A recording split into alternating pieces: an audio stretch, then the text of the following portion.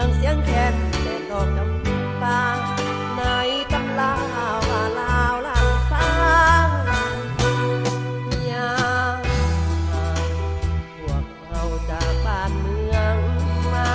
แต่ก็คิดทอดคิดหาน้ำตาตกในอุทธรแต่ก็ภูมิใจที่ยังคิดทอดอาทรเมืองลาวบ้านเกิดเมืองนอนถ้าจะย้อนวันคืนกลับมาคิดถึงเมื่อครั้ง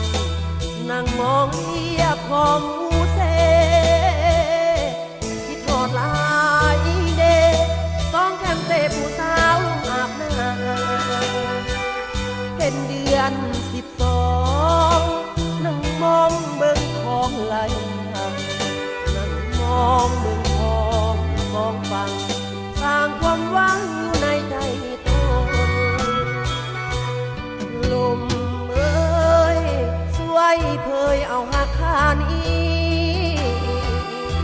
ไปบอกลาวดีให้เรามีความสุขทั่วหน้าก่อนลมสวยผ่านบอกกันเป็นสื่อน้ำหน้าเมืองลาวอยู่ในโลกาถ้าจะย้อนวันคืนกลับมา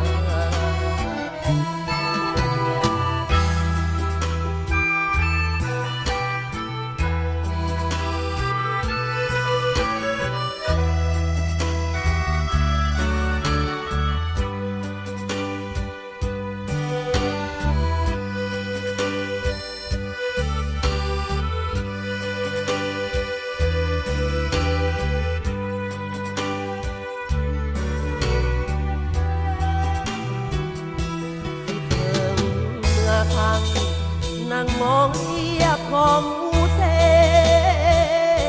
คิดทอดหลายเดต้องแคมเตผู้สาวลงอาบน้